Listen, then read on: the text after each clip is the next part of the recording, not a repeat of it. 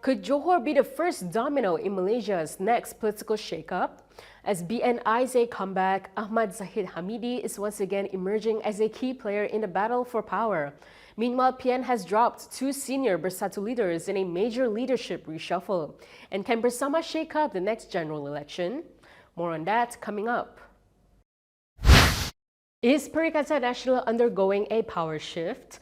The opposition coalition has removed two senior Bersatu leaders from its top leadership lineup, replacing them with figures from PAS and MIPP. Perikatan Nasional chairperson Ahmad Mukhtar announced the reshuffle after a Supreme Council meeting, saying it was to strengthen the coalition ahead of the Johor and Negeri Sembilan state elections. Bersatu Vice President Radzi has been removed as PN Election Director. His replacement, PAS Election Director Muhammad Sanusi Madnor. Bersatu Secretary General Azmin has also been dropped as PN Deputy Secretary General. Meanwhile, Sanusi's previous role as PN Treasurer has gone to Subramaniam Surunarian from MIPP. Samsuri said the changes take effect immediately, with an emergency Supreme Council meeting to be held soon to further strengthen PN structure. The reshuffle comes amid growing tensions between PAS and Bersatu. At the same time, Hamzah Zainuddin was reappointed as opposition leader after PAS backed his return during a convention that also launched his new party, Parti Wawasan Negara. Hamzah was previously forced to step down after being expelled from Bersatu following a leadership dispute with Muhyiddin Yassin.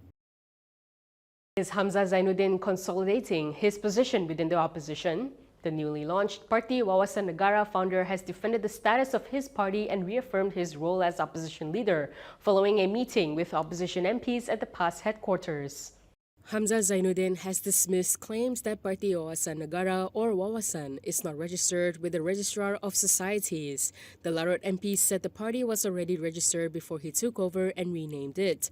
Questions over Wawasan's status emerged after Bersatu Information Chief Tun Faisal Ismail Aziz challenged its registration. The issue intensified when the ROS said it had not received any application for a new party under the name Parti Wawasan Negara. At the same time, a Sarawak-based party has applied to rename itself Parti Wawasan Rakyat, adding to the confusion. Wawasan was launched last week, 4 months after Hamzah was sacked from Bersatu following a leadership dispute with Muhyiddin Yassin. Meanwhile, Hamzah's position as opposition leader appears secure after PAS reaffirmed its support for him. He said discussions with opposition MPs focused on preparations for the Johor and Negeri Sembilan state elections, with lawmakers expected to help campaign on the ground. Hulu Terengganu MP Rosul Wahid also dismissed speculation that Bersatu's position in Perikatan Nasional was discussed. Instead, the meeting focused on election preparations and the upcoming Dewan Rakyat sitting, which runs from June 22nd to July 16th. Can Parti Bersama Malaysia become a serious player in the next general election? The party says it is targeting up to 20 parliamentary seats in GE16, but insists it has no plans to join any political coalition. According to Free Malaysia Today, Bersama leader Nik Nazmin Ahmad said the party aims to contest between 10 and 20 parliamentary seats at the next general election. But what happens if GE16 ends in a hung parliament? Nik Nazmi said Bersama would remain independent and not join any coalition. Instead, the party is open to a reform-based agreement similar to the 2021 Memorandum of Understanding between the Ismail Sabri Yaakob administration and opposition. The goal, he said, would be to ensure stability while continuing to push for reforms. The announcement comes amid growing speculation of an early general election, with Johor and Negeri Sembilan heading to the polls next month.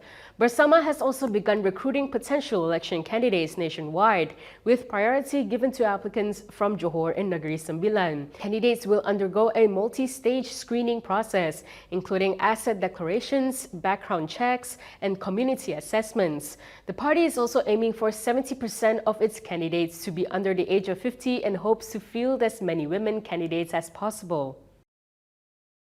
From now on, you can also listen to KiniNews on Spotify and Apple Podcasts. Scan the QR code on the screen to follow us.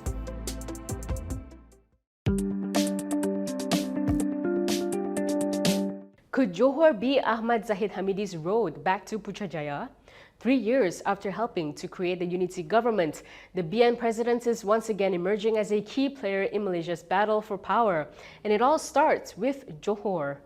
After triggering an early election in Johor, BN has made it clear it will contest all seats, including against its partners in the federal government. Why does that matter?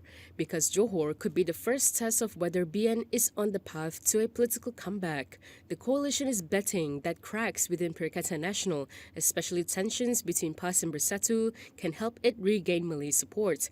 At the same time, BN is also courting Chinese voters, a group that has traditionally backed Pakatan Harapan. In recent weeks, Zahid and Johor Menteri Besar On Hafiz Ghazi have both given interviews to Chinese language media while highlighting support for Chinese schools and education. The strategy reflects a new reality in Malaysian politics. Malay voters are now split between BN and PN, while Chinese voters can no longer be taken for granted by Harapan. For Harapan, the challenge is different. After 3 years in government, its biggest threat may not be voters switching sides, but supporters simply staying home. That's why the Johor election is about more than just one state. A strong BN showing could build momentum heading into Negeri Sembilan, Melaka, and potentially the next battle for Putrajaya. In other words, Johor may be the first domino in determining who holds power in Malaysia's next political chapter.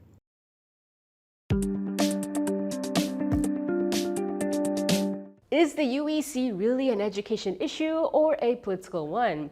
The debate resurfaced after DAP renewed its push for federal recognition of the Unified Examination Certificate. But a closer look at the online conversation suggests the controversy may have become less about qualifications and more about identity, representation, and nationhood. A Malaysia Kini analysis of 430 public Malay and English language Facebook posts may offer an answer.